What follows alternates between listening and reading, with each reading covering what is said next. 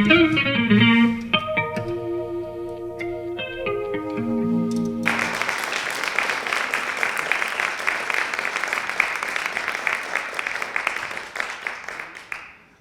I just want to say thank you all for coming out. This is really great for us because this is actually the place that we premiered our last film, which was called The Throwaways, back in 2015. It was the first time we screened it in the Capital Region. It was right here at the Sanctuary. So we go way back with the Sanctuary, and I just want to say, like, it's just great to see so many people here, friends I haven't seen in a long time, and it's really incredible to be able to share this story with you. Ira said he doesn't want to say much because you're going to hear from him in the film. Yeah, he's up here for the pictures. But, I just want to say, about 7 years ago, Ira had this idea to tell a story about where he was from, his family roots down in Pahokee, Florida. It was a place I'd never been to. I'd never even really heard of it. And what transpired over 7 years was really, to me, like a very much a journey of love and understanding the real true meaning of community. And also, being able to learn about Ira's past and his family's history, and the fact that so many of us, I think, through these last 2 years have found how important community, family is, and how, to me, one of the most important aspects of these last 2 years has taught us is that we all need to learn how to be more self-determined. We need to learn how to grow our own food. We need to learn how to, build community together and not rely on exterior, systems to support us and help us survive. And to me, that's really what Outta the Muck is. So I'm not going to say too much about the film, except that it's really an invitation from Ira and his family to be a part of their community for the 80 minutes of the film. And then we're going to be here afterwards and have a conversation. But just thank you so much to the Sanctuary. Thank you all for coming out tonight. Really appreciate it and look forward to hearing what you guys have to think afterwards. Thank you.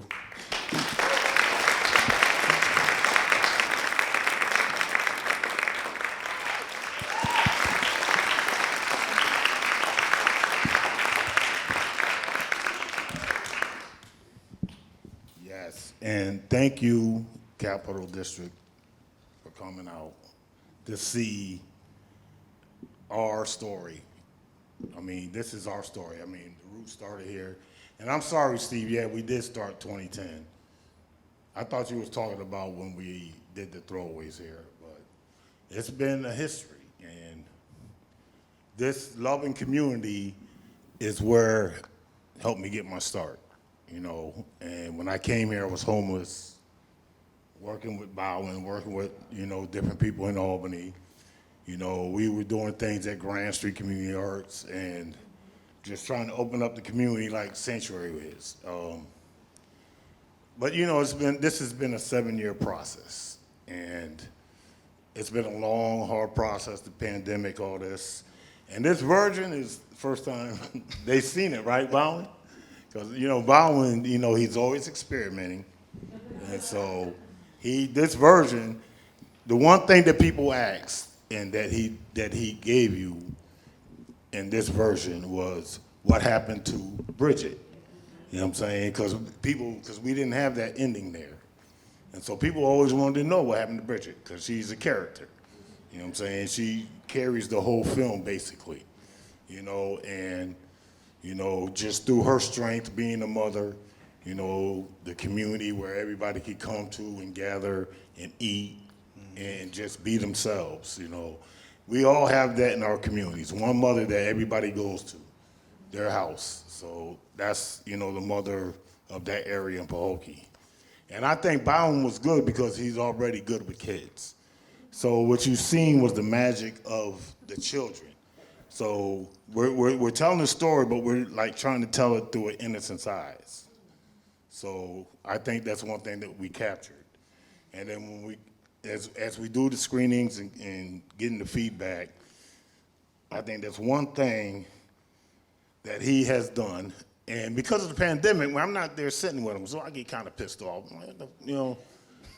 But then when he shows it to me, I'm like, okay, you're right. So I have to say I'm sorry. So that version right there is a new one. The dance off, I wasn't, we just showed the other part. We didn't show my part of the dance off. But now you guys understand. You know what I'm saying? He said he wanted everyone to see his moves, so. I can still move now, hey.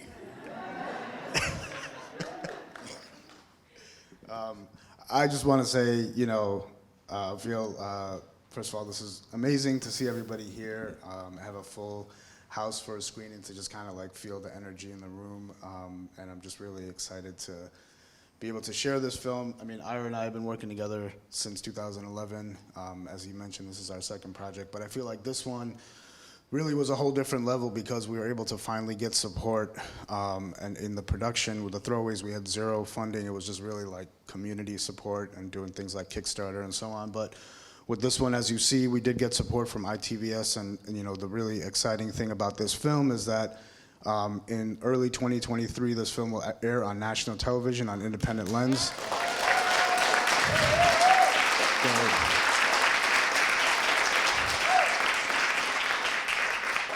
Yeah, that's really exciting, and as Ira mentioned, it's been a 7-year process to get to this place, and I'm really just one person I really want to shout out is my wife, who's here, who's been with us 7 years. Like, when is this thing gonna be done? And so many folks in this crowd were probably part of the first thing we did way back in 2015.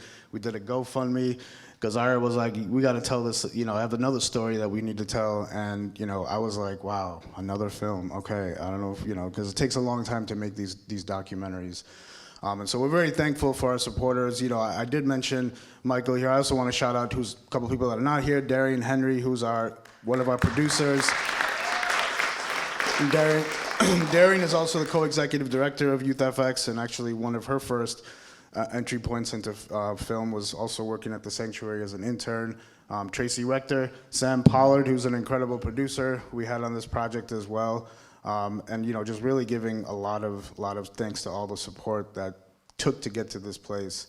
I want to also just say that we just recently came from a few film festivals. This is the first time this film is screening in the Capital Region, and as Ira mentioned, it's actually in a weird way, it's the world premiere of that version of the film. But I think I'm done. I think I'm done. I think I'm done, Ira. I don't know. I have to. So our producer at ITVS, which is our PBS producer, is like, Bhawin, you have to stop. You have to stop, because at some point we do have to lock the film and get it ready for broadcast. But we just did recently. I just wanted to give ourselves a little shout out that Ira and I just did a recent tour of a couple of film festivals. We were at Atlanta and River Run, which is in Winston-Salem, which are both our first screenings in the real South, because Miami's cool, but Miami's not the South. Anybody from the South here? Is Miami the South? Not really, right? So we screened it in Atlanta and at River Run, and we won Special Jury Prize at Atlanta and Best Director at River Run, which is really exciting. And even more so because it was from the South and we had some really great crowds of people. So I would love to just kind of hear any thoughts or questions, unless you wanted to add anything else, Ira. No, I think I'm good. I want to hear, some feedback. What somebody's thoughts are about. I don't know if there's a mic or if people just want to shout it out. There's a mic up there, I think, that they're supposed to come to. Oh, man, people's got to walk all the way up here. Or You can shout it out. You can take the mic to them? Okay. I really enjoyed the film. I found a lot of connectivity for me to a lot of what you portrayed here as a migrant worker at one time, as a football player and growing up in Texas. It really hit home. I really appreciate you giving us the opportunity to view this film here. I guess my question to you is, 2016, you said you started the project in 2015. Was there any link to how this would formulate to incorporate the state championship? Was there any thought process going into the making of the documentary? Well, we actually filmed them in 2015. So we went to the Muck Bowl 2015. I went down there earlier that year and scouted. And then Bhawin came down with the camera equipment. Like he said, he wasn't really, we were just getting B-roll. But we went to the Muck Bowl of that year, which Pahokee lost. So we just seen something in them. we're like, yo, listen, we need to follow them, because when you do these documentaries, you got to have access. And we have access to the characters, because if we're going to fly down in a moment, we need to be able to film you. So who better off than the two characters that we picked, which was my niece and my nephew. So we knew as family members that they would be available. You know, Alvin was prime for like him getting on the bus, getting the shots that you see him on the bus and all that. It was because Alvin was the defensive coordinator, and so we had an in with getting personal with the football players and all this other stuff. So, you know, I think it was just a mix of just good stuff that was happening, and like he said, just trying to get to know your characters. So as you understand what we did, and to get a lot of footage, we did a barbecue. You know what I'm saying? Yeah, just invited, because the kids would come, and that's where you get all your shots. So and basically after doing all these barbecues, they just felt comfortable around us after a while. And so after 5 years, it's just, you know, now we're like family, you know. And like, you gotta remember, like I said, they haven't seen me in 35 years. Those kids and all of them were not born. Like Darrell, he was only 2 years old. He don't remember me from then. You know what I'm saying? Me and Bridget was the same age. She had Darrell when she was like 14. You know what I'm saying? And you see her struggle. So just that, and just being able to like work together, you know what I'm saying? And just, you know, getting their confidence. That was the big thing. Yeah, and as far as the state championship, I mean, obviously that, you know, just what just happened, and, you know, we happened to be following that season. And I will say that, you know, one thing that was really interesting is, you know, when we first went down there, that was going to be a lot more of the focus was the, you know, the football and thinking about that. And it's in the film as kind of like a narrative thread through it, but it's not really the main, you know, kind of story. But the one thing I'll say is that it was really challenging, because we'd go to the games, and, you know, when you film a game, you want to try and get some like drama and some tension in the game of who's going to win. But Pahokee literally just blew out every single team. Like, they were just dominating every team. And so that's why, you know, when I went back and we started editing, you know, we were like, we're not going to create a film where it has like, here's the score by quarter and all the, you know, like a traditional sports documentary. We really wanted to kind of say, you know, football is part of the culture. You know, it was really about connecting, you know, the community, bring the community together over the football. And as you see, I mean, they had, you know, in that area, over 60 players have gone to the NFL, you know, since 1984. So clearly they're very successful as a football program, and also that includes, you know, the team that they were playing in the Muck Bowl. But yeah, the football, I mean, that was just really incredible. You know, it was just, to me, it was like destiny that we were there in that season, and I was just like, this is meant to be, you know? So after that season, we're like, we really got to figure out how we're going to get funding to keep telling the story, because as Ira mentioned, you know, it was really about his family, and that kind of emerged as we started to build a relationship, and they wanted to be, you know, on camera. They wanted to have their stories told. I mean, there's so much stuff that obviously doesn't make into a film, but it's almost like we could make a whole family album for them, because as you see, one of their kids, actually yesterday, Alvin Dean Jr., who beats Ira in the dance-off, he actually is about to go to college and play football. He just turned 19 yesterday, and when we started filming, he was a 14-year-old. You know, he's going to, was it Western Virginia? Yeah. Western Virginia State. It's like it's a Division D2 school, yeah. Yeah, So- but again, I mean, that's really for a lot of the young you know, players there, it's like an opportunity to go to college for them. And so when you see the title, Out of the Muck, now how do you get out? Right. The thing is, we don't want people to come out. We want to rebuild that town.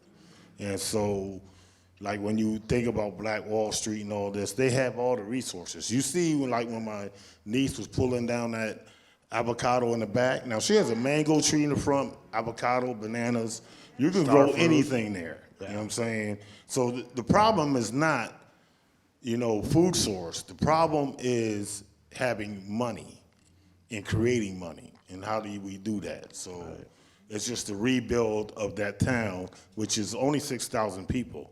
So we do have, and they have NFL players that want to come back and do something. So that's what the focus is, like trying to rebuild it. Well, I just want to say this, and then I'm going to let this gentleman speak. That first, when you was talking about and how we knew, New Jersey came when we came back to film, like in 2016, we was at that very first game, and the New Jersey State champions came, and they was talking big mess, and they came down in there in that heat and got their butt whipped.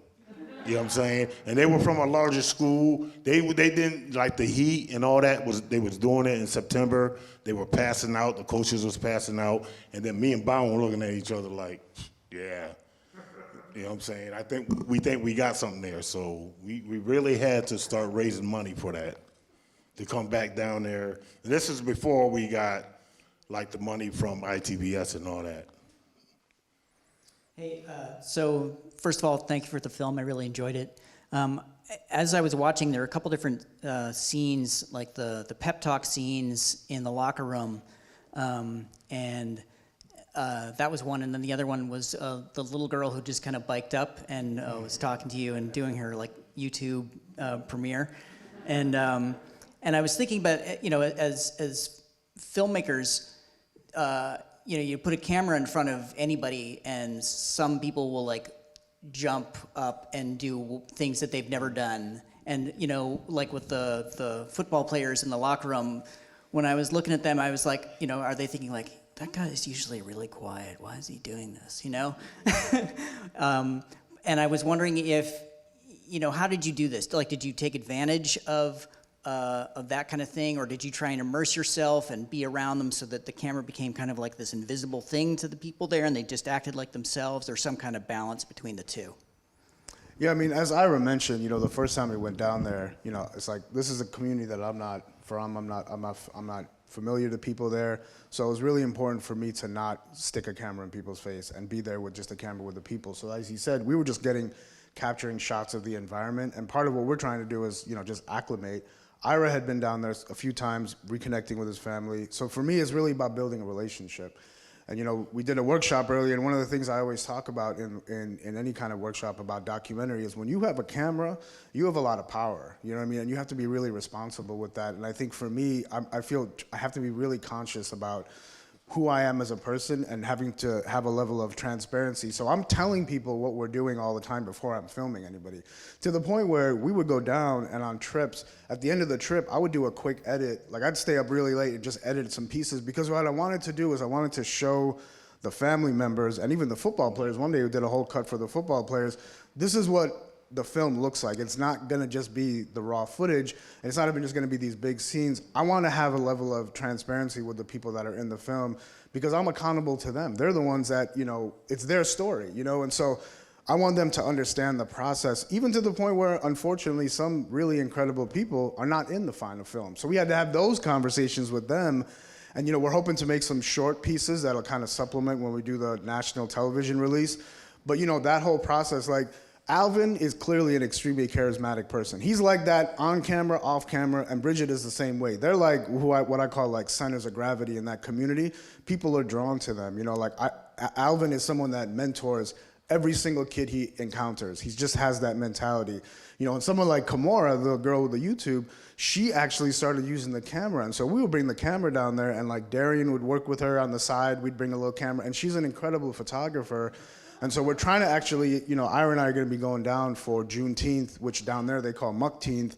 And we're going to be doing the first, we did a community screening, we did family screenings, but we haven't had a public screening there yet. And so we're going to do a public screening for everybody of the final film. We showed the community the rough cut last year to make sure that people had the opportunity to have input and ask us questions.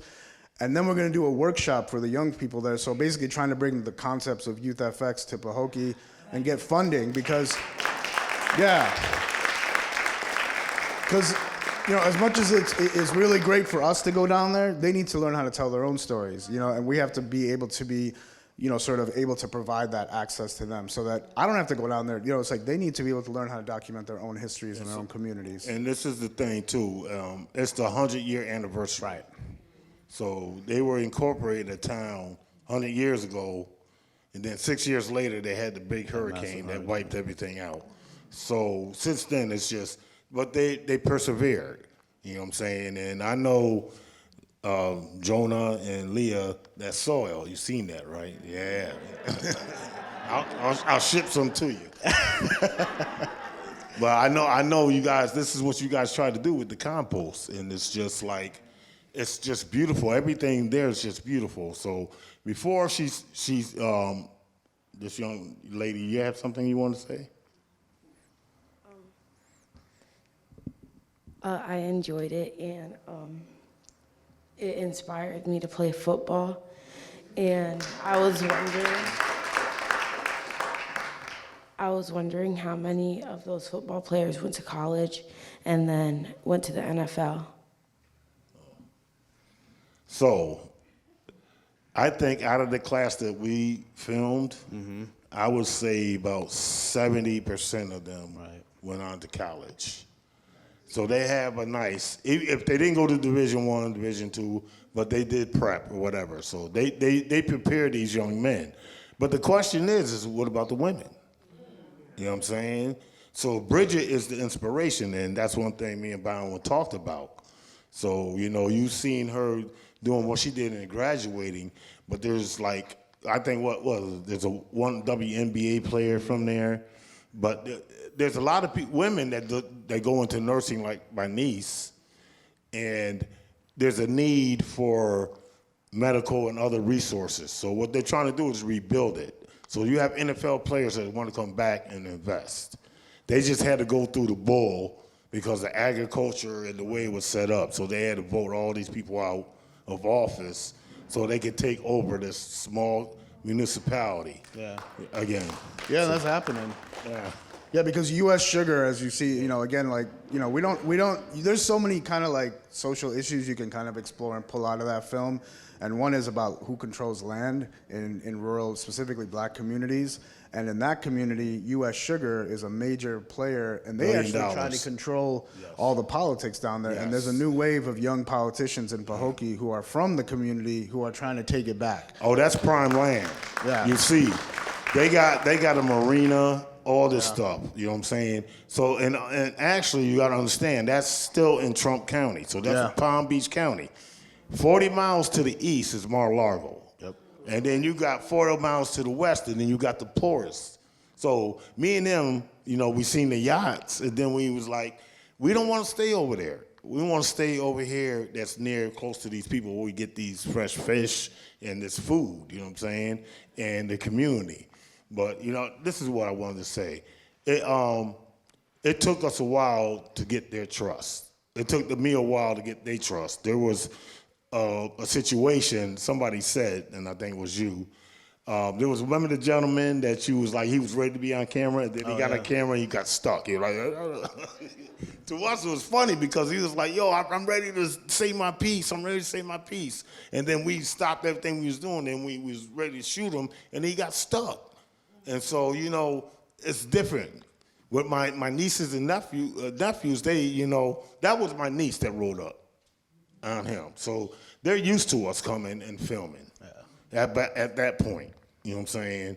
So, but you got to get their trust because some people didn't want us to shoot. When we first got there, they told us they was going to shoot us. Remember the one guy said he was going to shoot us and we didn't put the camera up? Yeah. So... Yeah, no, I mean, people have been burned down there. I mean, there's a lot of projects that have come down there and have done really, really, you know, damaging stories and really exploited, you know, the poverty and exploited the idea that, oh, this is such a violent community. But it's like we didn't see. That's not something that, you know, people see down there. You don't have that experience, and that's why that one moment where there's the couple who are talking about how she went to college and then she came back. It's like. That happens all the time, right? It's like you have this perception from the media and all they focus on is the negativity, you know what I mean? And as you see, our film is not about that. Our film is about the joy, the resilience, the self-determination, and the love. You know, because that's what I felt. I mean, it's like, you know, Michael can attest, when you go down there, there's people that are feeding you. It's like everybody wants to, like, take care of you. But you do have to answer to them. You got to be accountable. They're going to be like, well, who are you? You got to tell me. Why are you shooting that? Yeah, exactly. What are you guys filming? Why are you down here? And so you can't just walk around with a camera and point it at people. You know, there has to be a level where you're understanding who you are in your place. And if someone tells you, don't turn that camera off, that camera's off. You know what I mean? I put it down. Put it down. Exactly. You know, I mean, we took the lead and the cues from the community and from Ira's family, and that was really who it led us through the storytelling of this film. Yes. So you've seen there's a lot of stuff you didn't see, like there was a shot of a gator. Y'all didn't want to see that. There was a shot of the rabbits, how they skinned them. We didn't put that in there. So there's a lot of stuff. There's a lot of excerpts. We had to cut out, you know what I'm saying? Just to make it, because I know some of that, like I seen when he was cutting the fish up, some of y'all was like, oh, you got kind of queasy, didn't you? But see, that's life. You know what I'm saying? That's how they live, you know what I'm saying? And like he said, I'd rather eat that fish than going in that store, don't know what, So, it's a beautiful thing. We went fishing with him, and we start like 6 o'clock in the morning, and by 11 o'clock, it's too hot to be fishing. But, he had 8 poles, but he already caught like 50 fish, by 11 o'clock. So it's like, you know what I'm saying? That's how beautiful and bountiful the resources is there for food. And the cool thing is, even though he talked about he goes down south, Otis sells them down in like Miami, Boynton, all that. If you're in Pahokee and people catch rabbits, they come over and give it to you. Yes. Like it's an exchange because they know they're going to get that back from you at some point. So people will big package up fish, give it to someone. Someone had a gator, they cut up a whole, sections of it. So down there you can't kill gators. They're obviously, they're endangered Unless they species. come in your yard. Exactly. But if they come in your yard, you call the gator hunters in the community and they come because if they're threatening your household, you have every right to protect your household or your pets or your family members. And then if you kill it, people are not gonna like just let it go to waste. Everything is being used for food or some other source. But people share everything. It's like people just come over and they have food. Yes. People Bridget would say she'll get a bounty of avocados and just go down the block and start giving people avocados. So that's the kind of thing that I was saying at the top is like, how do we think about ourselves instead of waiting for other folks or the people outside of our communities to help us and build us up? Like, how do we figure out, ways to really build across, our own, sort of communities and build for ourselves, and develop a sense of self-determination. And that was, to me, is what is so powerful about being a part of that community for the time, But you have some. Yeah, I want to say thank you again. That was a very interesting look at a lifestyle and culture I'm not familiar with. In terms of making the documentary, the arc of them going on to win the championship was, of course, really powerful. And I was wondering if they had lost the Muck Bowl yet again, or if they had lost the semis, or if they had lost the championship, would you have framed it around their resilience of not letting them get it down, or would you have picked a different arc to frame the whole movie? I think it would, to me, if they had lost the Muck Bowl, they still would have went to the championship and still would have had a chance to win. That was a magical season. I mean, we picked, and that's only God doing that. We didn't know that they were going to go undefeated that season. You know what I'm saying? So we just went with what we had. We went with what we had, and I think there was a story there if they lost or not. What do you think? You know what I'm saying? I mean, I feel like they weren't going to lose. I'm like that guy in the parking lot who's like, we're the best team. No one can beat us. He just was like, I don't want to talk about that team. I don't want to hear about any other team. If you were in there along for that ride, there was a feeling that this team is I'm not going to lose. I mean, those kids, and what I love about them too is they have this swagger without having like an ego about themselves. It's like there was a confidence that those players had that was deeper than just like their skill level or their talent or their ability. And I think even when you think about like Alvin, it's like Alvin's like channeling something deeper than just a football. He's channeling spirit. You know what I'm saying? He's talking about the lake. He's talking about his ancestors. Like, it's not just football. You know what I mean? It was something bigger happening in that community. And you could feel it when you were down there. You could feel it. When you looked at the championship game and he was speaking to them, they said, yes, sir. Yes, sir. You could see it in their eyes, how they were like just looking up to him. So they were going to go out there and fight for him. You know what I'm saying? To do whatever was possible because he just, that whole season, he energized them. Like he said, it's more than him just being, a coach. He's a friend. And we've seen him. We've seen him take, some kids, that felt that they were the stars. They felt like they didn't have to run laps. You know what I'm saying?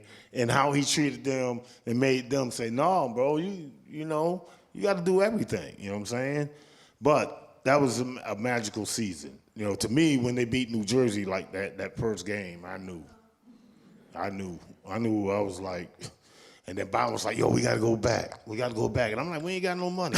We're going to make it happen, man. You know what I'm saying? And, you know what I'm saying? And honestly, Bridget fed us a lot, and you know, Ira would stay there. Oh yeah, no. Every time you go to Bridget's house, she's always got some food. So, and she, you know, she knew. Again, that's what I'm saying. Like, it was really a collaborative process. It's like, you know, it was really beautiful to be in Miami, Florida, where we basically, our real premiere was in Miami, and we had the family come, and just to have them have that moment, you know, to feel the pride and to be able to see themselves, and then be able to get up in front of the audience and speak, it was really a beautiful thing, because, you know, they have a lot of pride in this story, you know, because to them, this is their film, you know what I mean? They're a part of the process, you know, and I think with Bridget especially, it's like, you know, it felt like she has so many different stories that honestly, there should be like an episodic series about the stories that Bridget can tell, because there's some incredible stories about her life and her history that didn't even make it in.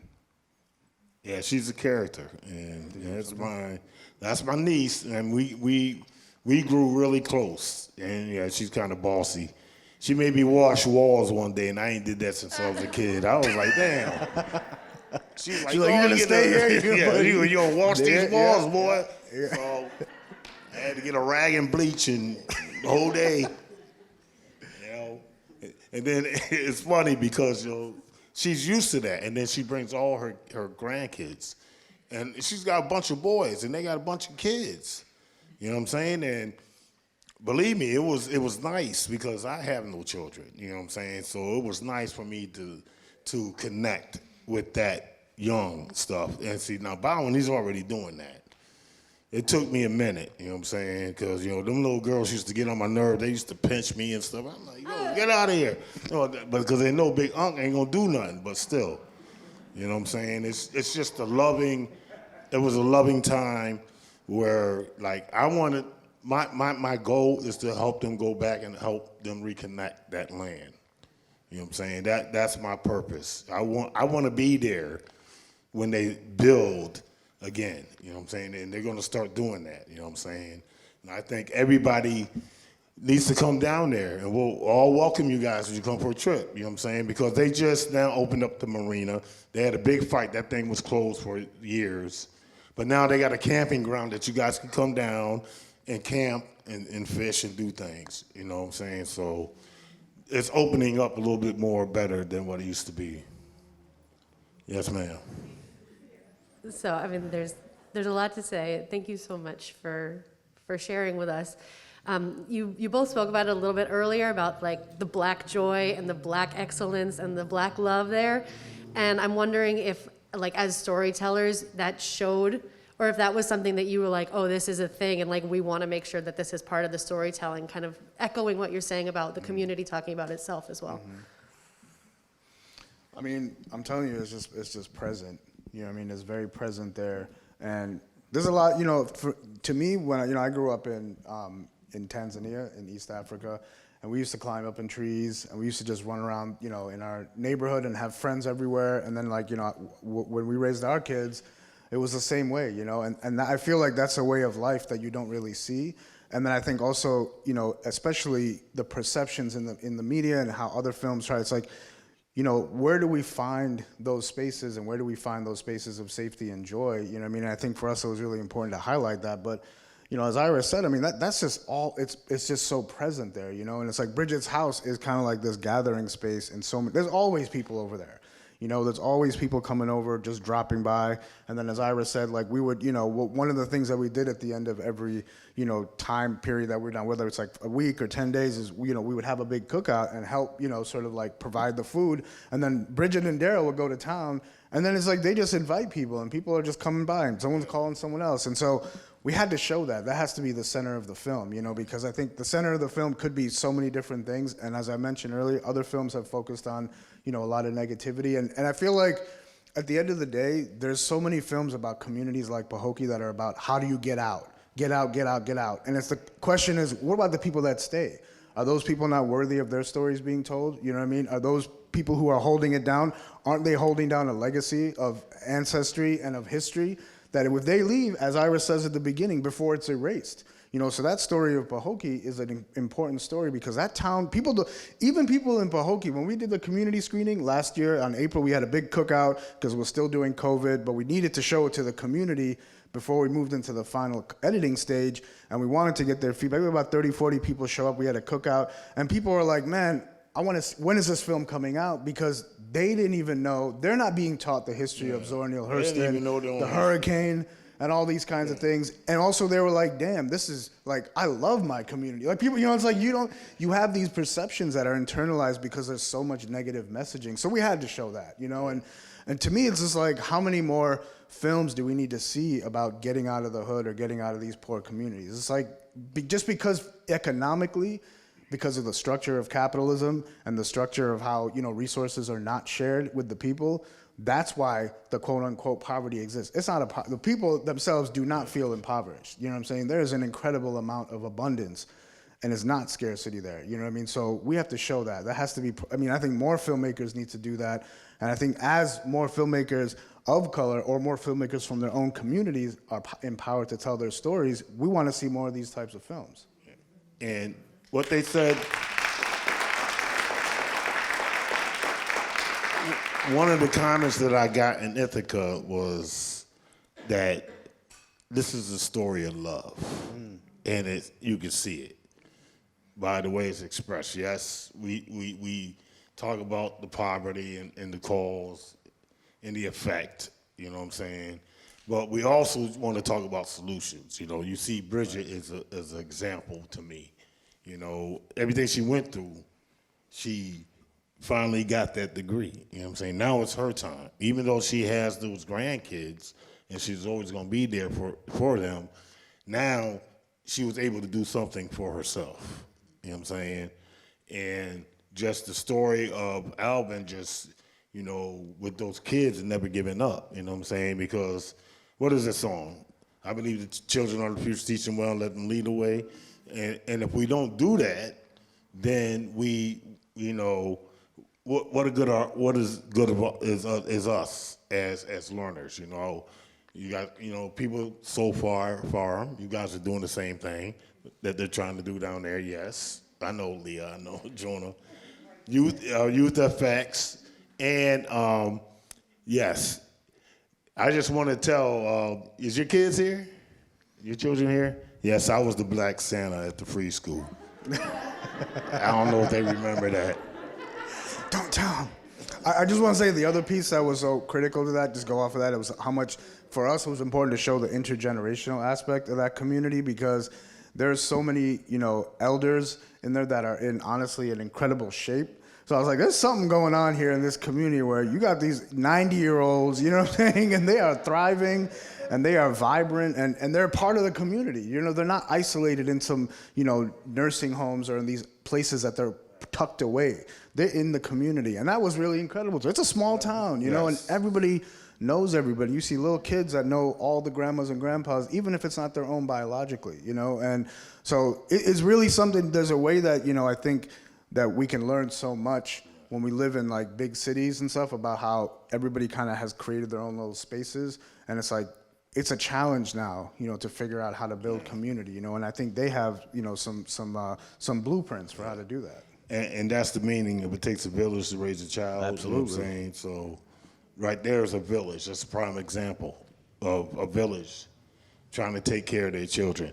You might get some that mix through the labs, but like you said, 70% of them, of the boys, and that's one of the things. We're like, listen, we needed the women too, though, because we did a project with the high school students, and still about that for the centennial, and the people that put all the work in was like there was 3 girls and 3 boys, and the girls did all the work, to tell you the truth. So, it's just they just need that push, and they need resources. Yeah. So, like you said, we're coming down with them and different things. That's the goal, Hopefully, Jonah and Leah could come down there, because I know you went to Cuba. You guys come down there and do and work with them on some your growing gardens and stuff. I mean, They already know how to do it, but just I think that would be a good partnership, for real.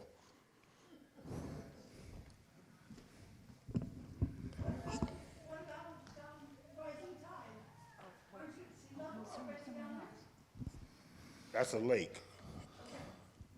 Say it again. I was, being an upstate New Yorker, I always hear the bottom part of Florida is going to disappear into the water. So I wondered about that.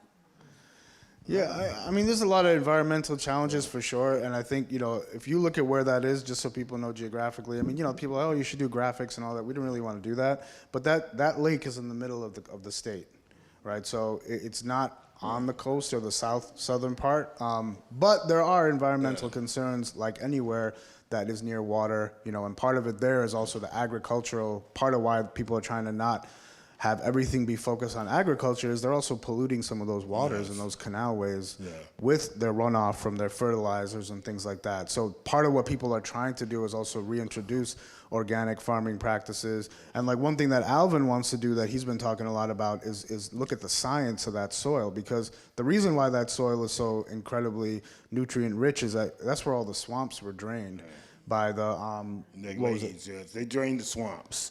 And you got to understand, too, what you're talking about, before there were highways, that was the highway to Mammy. They called it Mammy. But you had canals that came all the way from there and was going towards Cuba and all these other places, too.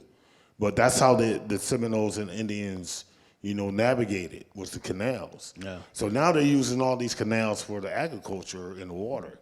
So basically, there's more with them overusing it and putting all these chemicals in it, you know what I'm saying, than me thinking that they're going to lose it or it's going to, it's just, it's algae. Now, they got a problem with the algae, right? So it's contaminated a little bit more.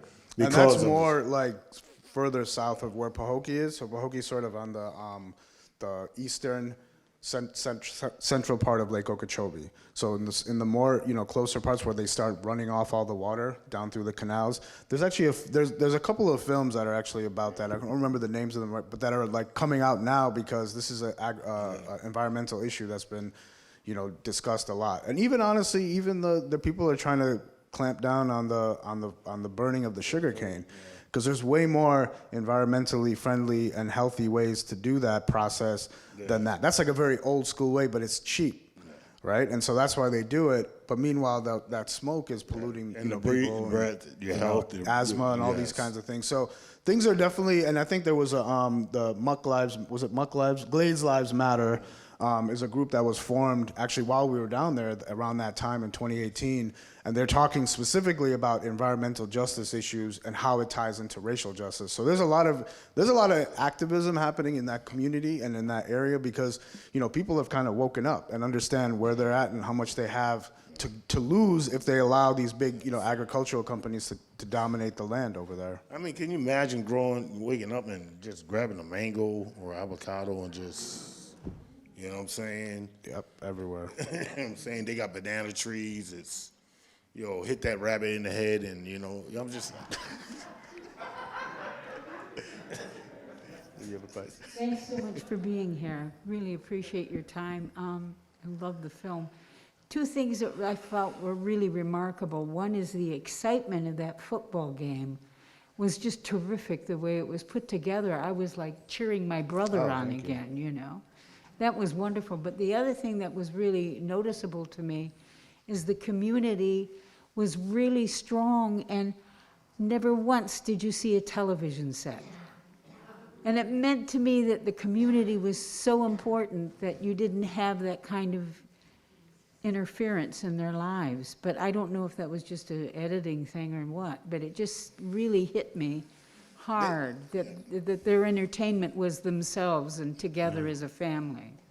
Yeah, they make their kids go outside and play. Yeah, someone actually, another screening said, I don't see anybody on their phones, or kids don't have their phones out. And I was trying to think back, I was like, they actually don't. Like, they're just always doing stuff outside. Like, whether it's playing football or just running around in the yard or climbing up the trees. I mean, that's what I'm saying. Like, to me, it's like, it's kind of a throwback in a way, whereas I think a lot of places now, it's like kids don't even go outside anymore, And so there is like a preservation of that type of life. They know that, there's a real value in that. Like as he said, if they're inside too long, they're like, get out of the house. What are you doing sitting around in the house, And they don't really kind of, let the kids just sit around and do nothing. Everyone's very active. Everyone's always outside, and I think that's the piece where folks like Alvin and some of the other people in the community that are mentors are trying to get them into gardening and into those kinds, so they can connect with the land in a deeper way. Like he has this project that he's trying to launch called Muckology, which is studying